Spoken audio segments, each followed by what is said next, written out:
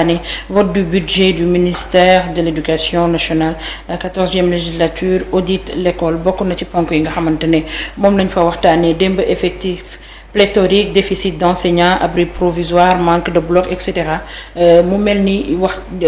laal nañu fépp fi nga xamante ne mooy metti ci l'école bi laa ko mën a waxee Mamy Samb. waa kay jërëjëf Kor. alors vote de budget bi nga xamante nag marathon budgétaire bi ñuy continuer foofule ca assemblée nationale xam nga déjà waxoon nañu ci li nga xam ne mooy vote de budget ou enseignement supérieur démb nag c'était autour de l'éducation nationale macha allah tu es bien habillé Alaaji Abdou Fall. donc wax nañu ci li nga xam ne moom mooy budget bi nga xamante ne moo jëm ci wàllu éducation nationale xam nga rentrée des classes dafa tàmbali lu yàggul dara oustaz te bi ñu koy tàmbali. président de la république Macky Sall dafa am ay bëgg-bëgg ak ay exigences yoo xamante ne daf ko defoon bokk na ci respect wu li nga xam ne moom la ñuy woowee le quantum horaire. mooy pour que professeurs yeeg mën a dem di jàngale respecter li nga xamante ne moom mooy temps d'étude bi ak heure d'étude yi bi nga xam ne moom la jiitu réew mi bëggoon ak ci qualité bi nga xamante ne moo jëm ci wàllu système éducatif bi mu ne il faut ñu liggéey à ce que ñu mën a atteindre 30% des élèves dans la formation professionnelle mën a évaluer également ay programmes scolaires en mettant l'accent sur l'instruction civique loolu moo nekkoon ay exigence su chef de l'État mais pendant que ñu ngi doon jëm ci ubbeeku classe yi Nabukor li ñu seetlu mooy ne dëgg-dëgg li nga xamante ne moom mooy école yi jàngoro ji fi nekkoon depuis des années école yi lu ñu faju am na lu bëri loo xamante ne dafa des li jëm ci wàllum sunu doom yi ni ñuy jàngee ci condition yi nga xamante ne ñoom la ñuy jàngee condition yooyee nag mën nañu ci lim nabu école yi nga xamante ne ba léegi dañ ko war a soit di réfectionner waat wala école yi nga xam ne dañu am manque de matériel yi nga xam ne moom la xale yi war a jàngee ou alors classe yi nga xamante ne dafay fees dell que mooy effectif pléthorique yi ñuy wax ak li nga xamante ne moom moo jëm ci qualité enseignement bi ñuy joxe beneen bi ci topp mooy abri provisoire yi c'est une réalité ici au Sénégal donc li nga xam ne député yi soulevé nañ ko yépp ci 14e législature bi ce sont des problèmes réels ay problèmes yu existé la te dëgg-dëgg Nabou boo dee xool rek bokk na ci dëkk bi problème yi ñu war a résoudre mooy problème u éducation au Sénégal ndax nag jàng ak njàngale dafa doon loo xamante ne priorité la war a doon ci li nga xam ne moom mooy gouvernance u état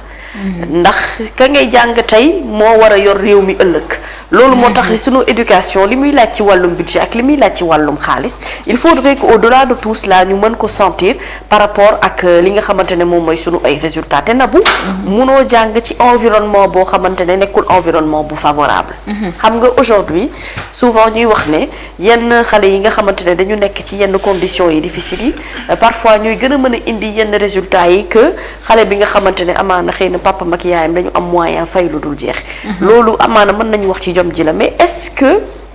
xale bi nga xamante ne papam ak yaayam am nañu moyen warul yam chance ak ki nga xamante ne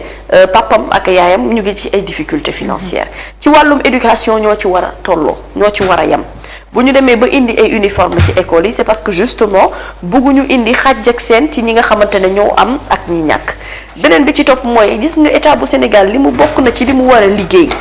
mooy ñu fexe ba établissement scolaire yi non seulement ñi ñuy jox maanaam ay ñi ñuy jox crédit pour que ñu mën a ubbi ay école mën a jàngale ñu doon ñi nga xamante ne dañu ko mériter en réalité et au-delà de tout cela la construction de ces établissements mu bañ a yem forcément à Dakar parce que fii Dakar am na ay abri provisoire moo waratul exister en 2023 jëm ba 2024 nouvelle ère bi ñu nekk nii waratuñoo mën a gis fenn ay mbaar yoo xamante ne ay xale dañu faa nekk di jàng benn baaxul ci seen sécurité deux l'environnement n'est pas favorable pour que xale bi mën a jàng dans les conditions qu'il faut beneen bi ci topp mooy école yi nga xam ne dañ koy jël classe yi duy ko ba mu fees dell xale bi du mën a am chance su suivre na mu war a suivre xanaa mu bokk ci 2 wala 3 premières rangées mais am na nooy nekkee ca gannaaw yow c'est-à-dire doo am accès ci li nga xam ne moom mooy les enseignements de ton professeur tout simplement parce que conditions yi ñu koy defee ca classe yaa tax lan moo tax classe yi bëri noonu est-ce que c'est pas parce que kon on n'a pas multiplié la construction des établissements scolaires pour que ñëpp mën ci am accès et que classes yi ñu mën a doon ay classes yoo xamante ne nombre d'élèves yi dafay limité ñu bañ daan jàng ci fàttali sunu classe daaw ñu weesu 30 élèves wala daaw ñu romb 25 élèves parce que tout simplement ñëpp dañ daan yem même niveau d'égalité pour que ñu mën a am même chance d'instruction bi beneen bi ci topp mooy déficit enseignant yi dañ koy wax ñu ne jàngalekat yi dañoo matul wala bokk même bu fekkente ne mat nañu Nabou la réalité mooy aujourd'hui dëgg-dëgg il faut revenir sur aujourd'hui la formation de ces professeurs là ñi nga xamante ne ñoom ñooy jàngal suñu ay doom est-ce que am nañu niveau bi war a mën a tax pour ñu mën a jàngale tey booy gis benn élève boo xamante ne dafay tollu à bas âge génnee naa ci ñi nga xamante ne dañu nekk ci ay école privée catholique wala ñi nga xam ne xëy na dañu nekk ci yenn école publique d'excellence yi mais booy xool dans le cadre général et quand tu prends aujourd'hui un élève sur le tas il est rare nga gis benn xale boo xamante ne dafay am benn niveau d'instruction bu correct bu la mën a aligner sujet verbe complément bu correct te ni nga koy gisee ci élèves yi ça veut dire que kon ce qui veut dire que ñi leen koy jàngal kon ñoo am baisse de niveau à la base et baisse de niveau boobu dafay répercuter ci ñi nga xamante ne ñoom ñooy xale yi ñuy jàngal aujourd'hui aussi tu vois des professeurs yoo xamante ne qui ne peuvent pas t'aligner une phrase correcte. Correct, effectivement. mais ku mel noonu naka la mënee jàngal keneen ku ci des. est-ce que kon jotul ci formation bi ñu gën ko rendre de manière beaucoup plus rigoureuse qui a le droit d'enseigner et qui n'a pas le droit d'enseigner. est-ce que aujourd'hui secteur u enseignement dafa war a nekk rek comme secteur u santé nga baal ma nga xam ne boo defee échec scolaire da ngay dem choisir nekk tey jii maître d'école wala nga dem nekk li nga xamante ne moom mooy professeur d'école wala limite même être un surveillant d'école dafa war a mën a laaj benn niveau c'est-à-dire tu dois être carrément accrédité habilité à pouvoir dispenser ces cours-là et loolu c'est important que ñu retravailler ci li nga xam ne mooy le niveau des enseignants d'abord avant de parler du niveau des élèves parce que ce niveau-là dafay répercuter autant dans le secteur primaire élémentaire secondaire ba keroog ngay dem ci cycle universitaire da ngay traîner ay lacunes ak yow c'est-à-dire dañuy gis ne dëgg-dëgg pendant toutes ces années que tu as été à l'école en réalité ton niveau est toujours bas amuloo niveau bi war pour que nga mën a aujourd'hui tenir tête dans un milieu professionnel où tu as besoin du minimum plus que le b.a.-ba pour que nga mën a tenir aujourd'hui benn yenn poste de responsabilité yeneen ni mel loolu dafay tax dëgg-dëgg sunu ay cadres dañuy doon ay cadres de niveau exceptionnel et loolu il faut tendre vers ça te Nabou loo jubbantiwul ca ba muy tooy mënoo bàyyi bu mu dëgër nga mën koo yëkkati donc éducation dafa war a doon une priorité de l'État li ñu ciy injecté ci xaalis également mu bañ a yem comme tu le dis car le Sénégal ne se limite pas à Dakar, c'est ce que tu répètes tout le temps et malheureusement dans les régions les plus reculées dans les zones les plus reculées ce qu'on constate c'est que même bu fekkente ne dafa am évolution yi jëm ci wàllu amul suivi te il faudrait que li nga xam ne moom mooy éducation mu nekk une priorité de l'État et que ñu mën ko élargir dans toutes les zones et dans tous les secteurs du Sénégal pour que aujourd'hui qu'on puisse avoir des résultats beaucoup plus surprenants et au-delà de tout ça ñu mën a élever li nga xam ne moom mooy niveau jàng bi pour ñu mën a am ëllëg ay ndaw yoo xamante ne macha allah tàggatu nañu ci base bi bu mu doon lu solide pour que la ñu mën a jël le relais ci nga xam ne moom mooy yenn poste de responsabilité réew mi mën ko diriger pourquoi pas. merci Mamy dama lay rejoindre ci salle de classe yi wala abri provisoire yi nga xamante ne moom ngay wax je pense que je l'ai suivi xaw ma ci ban télé internet yi suñu ma mënee dimbali mais j'ai vu une dame bu réfectionner benn abri provisoire boo xamante ne moom fa la élève mi doon jàngee mais pour pouvoir les mettre à l'aise il était obligé mu réfectionner ko defaraat ay briques. jëlaat ay bant saa di samp def sàkket defaraat ko ba mu rafet pour au moins élèves yi bu ñu ñëwee ñu mën a jàng ci condition yoo xamante ne xaw na war a mën a yem égalité des chances kañ lañ ciy toll ñu dem ba xale bi nga xamante ne mu ngi nekk Dakar mën na jàngi dem jàngi ci classe bu baax même si on nous parle d'effectifs pléthoriques à Dakar mais c'est 1000 fois mieux que xale bi nga xamante ne day dox des kilomètres pour accéder ci fa nga xamante fa la war a jàngee mu nekk abri provisoire ba noppi te jàng ba du demee noonu kañ la ñuy toll ci fu ñuy waxee ci wàllum enseignement égalité des chances. mais loolu ça doit être une priorité Nabokor loolu c'est-à-dire que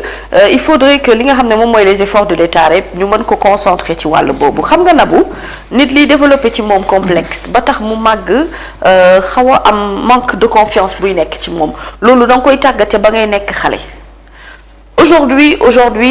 la question de l'éducation, ça va au-delà, même si tu veux, de ces effectifs pléthoriques, comme tu dis, ou de ces abris provisoires. C'est également dans le mental. C'est important que li nga xamante ne moom mooy xale bi nga xam ne dafay parcourir comme tu dis des kilomètres parce que ba tey am na ñi dañu defee ne amul mais bu génnee tuuti Dakar rek nga génn tuuti ci aisance bi nga xamante ne moom nga am boo demee dans les zones reculées tu verras et te gis na ñooñu ñoo gën a mën a am ay résultats yu baax. ñoo gën a mën a jàng parce qu'ils sont pressés ci li ñu nekk nii ñu génn ci ba war a mën a changer seen ay situation motivation boobu xëy na moo leen di poser même bu ñuy nekk xale est-ce que ñu am benn mental bu solide pour que ñu mën a évoluer mais c'est à l'État du Sénégal justement de permettre à tous ces enfants là ci yenn écoles yi ak yenn gox yi ñu samp fa ay écoles yoo xamante ne xale yi fa la ñuy mën a jàngi dans les mêmes conditions d'égalité que ki nga xamante ne moom mooy dund ci capitale bi égalité des chances bi mu am. Il n'est pas normal qu'en 2023 ba tey ndabu muy am ay classes yoo xam ne classes yi sàkket la ci dëkk bu bëgg développé wu. Il n'est pas normal que sunu ay doom di parcourir ay kilomètres pourquoi il n'y a pas eu d'études alors qui ont été faites dans ces zones-là pour que ñu sampal leen école boo xamante ne xale yi dinañu mën a am benn classe bu leen di couvrir mën a am ay table banc mën a am ay professeurs yu leen di jàng et pourtant professeurs yi dañ leen di affecté ci zone yooyu. am na ci ñoo xamante ne vraiment dañuy def liggéey bu exceptionnel ci wàllu woowu parce que ils acceptent de se sacrifier pour aujourd'hui parce que l'enseignement également c'est un sacrifice c'est un don de Dieu c'est un don du cœur même à la limite parce que xol moo koy def boo amul yéene amoo xol xam-xam gi nga am doo ko mën a bokk ak keneen wala doo ko mën a tàggat ci ndaw gi ba ëllëg nga mën a am fierté ne kii kat sama élève la woon wala kii kat maa ko jàngal fii donc loolu nag rôle u état bu Sénégal la xam nga parfois loolu moo tax ma ne bu ñuy débattre ci loo xamante ne ce ne sont pas les questions urgentes je me demande à quel moment la ñuy rendre compte ne dëkk bi dëgg-dëgg ñàkk gi ñu fiy wax am na te dañu koy sentir ci wàllum éducation bi que dëgg-dëgg am na lu bari loo xamante ne dañu ko war a liggéey ci wàllum éducation nationale bi pour que ñu mën a relever aujourd'hui ce plateau-là et ce n'est pas fait mais Nabokor aujourd'hui on est plus focalisé sur des grèves des enseignants et des professeurs qui sont très justifiées d'ailleurs kenn mënu leen wax ne nekkuñu ci dëgg wala amuñu droit kaas li ñu war a kaas sauf que dañ leen di def ay promesses yoo xamante ne duñu ko suivre ces promesses-là non suivies ou ces accords yi nga xam ne dañ ko tënk ba pare te bëgguñu respecter accords yi ni mel ce qui fait que jàng bi bu ñu demee ba ci kanam mu sooxe et toi tu nous parles de quantum horaire pendant ce temps-là mais am na ay xale yoo xamante ne nii saa waay mais mbaar bi ñuy teg ci seen bopp sax wóorul ci seen sécurité bopp mais parce que bëgg nañu vraiment que li nga xamante ne moom mooy scolarisation bi mu doon une réalité quelle que soit ci zone ak localité boo mën ci nekk parce que la scolarisation est importante et aujourd'hui même Nabou dans le système éducatif et dans le programme scolaire il y a beaucoup de choses à revoir ici au Sénégal je l'ai dit on n'est pas obligé de passer ou de faire passer les enfants ci ñun étape yi nga xam ne jaar nañu ci yëpp te dëgg-dëgg gisuma njëriñ gu bëri gi mu ñu amal et même dans le programme scolaire ci li ñuy jàngal dans le contenu également il faut retravailler dans ça c'est-à-dire que Sénégal réew mi li ñu war a liggéey moo bari te gis nga base bi la ñu raté et la base justement c'est l'éducation c'est la scolarisation il faut revoir ce programme-là il faut revoir également ces conditions d'études-là il faut revoir ces effectifs pléthoriques il faut revoir ce déficit d'enseignants et au-delà du déficit d'enseignants il faut avoir le niveau et la qualité des enseignements qu'on donne ici au Sénégal pour pouvoir résoudre définitivement ce problème-là sinon dañuy injecter ay milliards discuter ko ci ay Assemblée nationale relever ay problèmes et chaque année ce sont les mêmes mots de la société qui reviennent te amul lenn loo xamante ne faj nañ ko ci au lieu d'avancer on a l'impression qu'on recule te pourtant dañ ci injecté xaalis bu dul jeex xaalis boobu fan la jaar bu bëree ak ci lan lañ koy liggéey